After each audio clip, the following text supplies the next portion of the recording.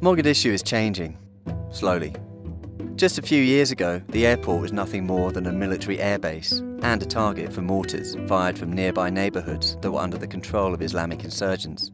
Now, there are daily scheduled passenger flights. But if you're not familiar with Somalia, then you'll still be in for a shock. This is not Heathrow, nor Schiphol.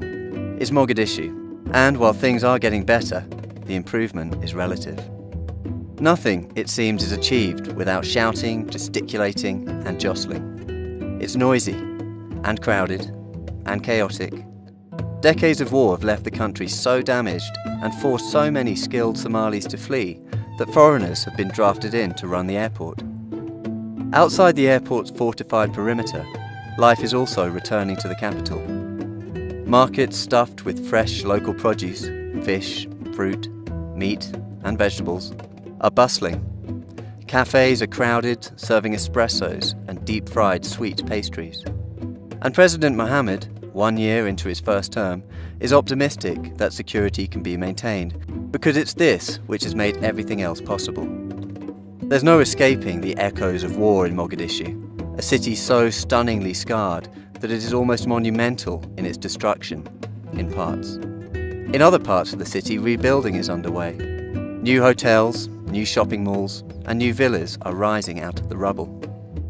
Somalis, people often say, including Somalis themselves, are good at business. What they need is an environment in which to work. The relative security that has returned to the streets of Mogadishu over the last 2 years has enabled businesses to thrive. That said, foreigners are still well advised to hire armed guards.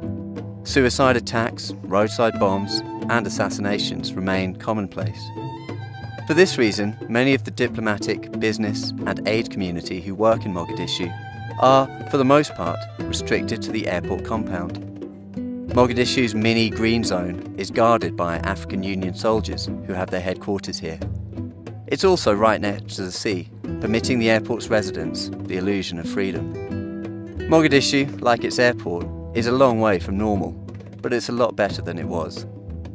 For Monocle, in Mogadishu, I'm Tristan McConnell.